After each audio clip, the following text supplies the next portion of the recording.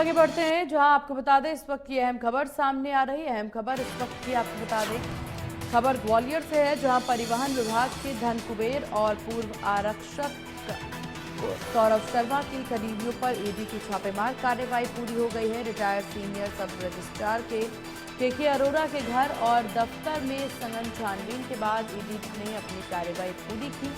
इस दौरान बेनामी संपत्ति के दस्तावेज सर्चिंग में मिलने की संभावना जताई जा रही है। सीपी कॉलोनी स्थित के अरोरा के घर पर शुक्रवार सुबह 5 बजे से रात 11:20 तक ईडी ने कार्रवाई की। सर्चिंग के दौरान ईडी के 4 अधिकारी मौजूद रहे। हालांकि ईडी अधिकारियों के द्वारा जानकारी देने के बाद भी कार्रवाई के दौरान के अरोरा और उनके परिजन मौके पर नहीं मिले। के अरोरा के 2 बहनोई की मौजूदगी में ईडी ने सर्चिंग की।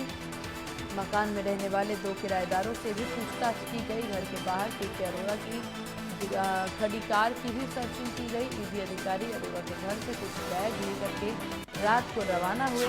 के अरोरा का एक बेटा और एक बेटी है। के अरोरा इस वक्त अपने बेटे रजत के पास बेंगलुरु में मौजूद है। ईडी अधिकारियों के मुताबिक अरोरा ट्रेन से ग्वालियर पहुंच रहे हैं।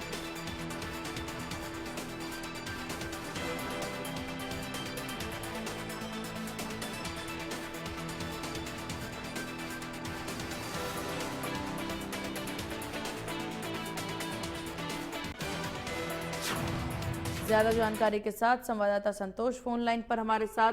संतोष, इस पूरी ईडी की कार्रवाई को लेकर के क्या कुछ बड़ी जानकारी?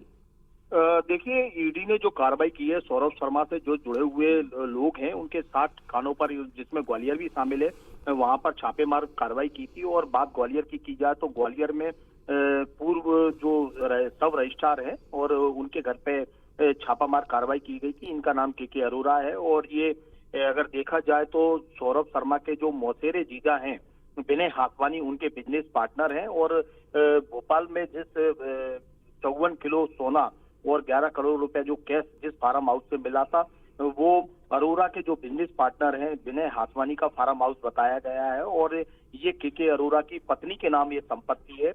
तो ये सारी जांच करने के लिए ईडी की टीम ग्वालियर पहुंची थी। और लगभग सुबह 5 बजे ईडी की टीम ग्वालियर पहुंची। 6 बजे उन्होंने कार्रवाई शुरू करी और देर रात तक, यानी कि ये कह सकते हैं लगभग 11:25 तक यहाँ ईडी ने कार्रवाई की है। उसके बाद कुछ बैग में कुछ दस्तावेज लेकर यहाँ से ईडी की टीम रवाना हुई। अगर बात की जाए तो ईडी कार्रवाई जिस समय करने के लिए पहुंची थी, वहाँ के अरोरा और उनकी पत्नी वहाँ पे मौजूद नहीं थे। वो बेंगलोर में अपने बेटा बहू के पास मौजूद थे। वो बेटे का नाम रजत है, जो बेंगलुरु में इस समय है, वो यहाँ पर मौजूद थे, उनके पास मौजूद है। जब फोन पे बात की गई है, जब किराएदार, तो इसी कैंपस में 2 किराएदार और रहते हैं जो के अरोरा की संपत्ति की देखरेख भी करते हैं और खुद उस परिसर में किराए से रहते हैं। तो यहाँ पे ईडी के अधिकारियों ने जब इन के अरोरा का नंबर लिया है और नंबर पे मोबाइल पे बात की गई है, तो के अरोरा ने ईडी के अधिकारियों को ये कहा है कि वो ट्रेन से कल सुबह तक पहुंच जाएंगे। तो फिलहाल अभी तक के अरोरा ग्वालियर तो नहीं आए, लेकिन ईडी की टीम अपनी कार्रवाई करके यहाँ से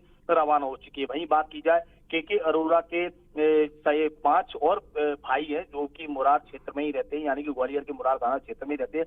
वे सभी व्यापारी हैं और ये खुद प्रशासनिक अधिकारी रहे हैं और वर्तमान में ये वकालत कर रहे हैं। तो अब ये समझा जाता है कि जो ईडी यहाँ से कुछ दस्तावेज लेके गई है, कहीं ना कहीं ये लगता है कि जो सौरभ शर्मा के जो तार हैं, जो जिस तरह से ईडी को जानकारी मिली है, वो कहीं ना कहीं अब के अरोरा के लिए मुसीबत का दौर शुरू होगा। क्योंकि जिस तरह से दस्तावेज यहाँ से बरामद करके ले गए हैं और यहाँ पे जब ईडी की टीम ने कुछ लॉकर से खुलवाने उनकी चाबी मांगी, तो चाबी पहले अधिकारियों को नहीं दी गई। जब ईडी के अधिकारियों ने ताला खुलवाने वाले एक मैकेनिक को बुलवाया, उसके बाद जो के अरोरा उनके एक रिश्तेदार पहुंचे थे, उसके बाद उन्होंने वो चाबी दी है, जिसके बाद कई दस्तावेज यहाँ से ईडी के अधिकारियों ने यहाँ से प्राप्त किए।